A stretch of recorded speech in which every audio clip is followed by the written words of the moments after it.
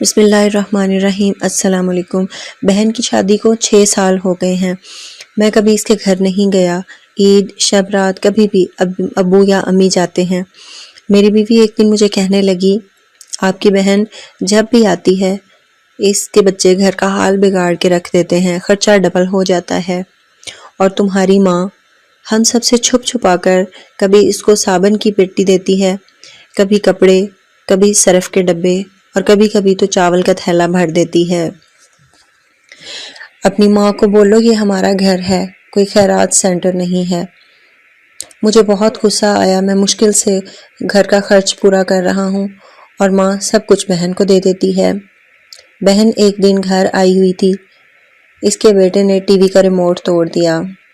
میں ماں سے غصے میں کہہ رہا تھا، ماں بہن کو بولو یہاں عید پر آیا کرے بس، اور یہ جو آپ صابن، سرف، چاول کا تھیلا بھر کر دیتی ہیں نا، اس کو بند کر دیں۔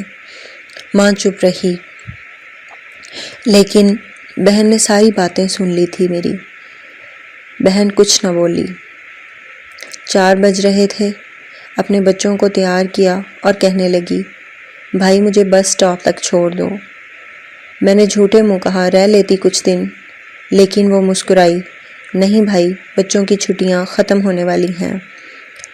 پھر جب ہم دونوں بھائیوں میں زمین کا بٹوارا ہو رہا تھا تو میں نے صاف انکار کیا، بھائی میں اپنی زمین سے بہن کو حصہ نہیں دوں گا۔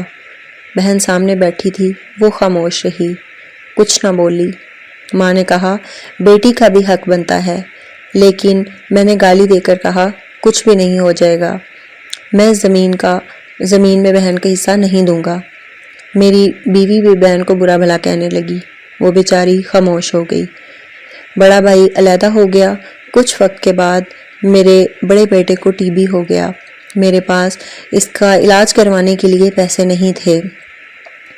بہت پریشان تھا میں، قرض بھی لے لیا تھا لاکھ روپیہ، بھوک سر پر تھی۔ میں بہت ہی پریشان تھا، کمرے میں اکیلا بیٹھا تھا، شاید رو رہا تھا حالات پر۔ اس وقت وہی بہن گھر آئی۔ میں نے غصے سے بولا، اب یہ آ گئی ہے منوس۔ میں نے بیوی کو کہا، کچھ تیار کرو بہن کے لیے۔ بیوی میرے پاس آئی، کوئی ضرورت نہیں گوشت یا بریانی پکانے کی۔ اس کے لیے پھر 1 گھنٹے بعد وہ میرے پاس آئی، بھائی پریشان ہو؟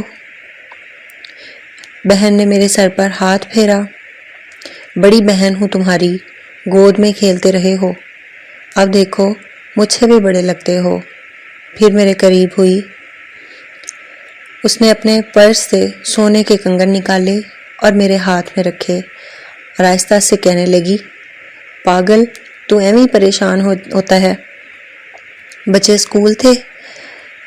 میں نے سوچا دوڑ کے آتی ہوں اور بھائی سے مل کے آتی ہوں، یہ کنگن بیچ کر اپنا خرچہ کر، بیٹے کا علاج کروا، شکل تو دیکھ ذرا کیا حالات بنا رکھے ہیں تم نے۔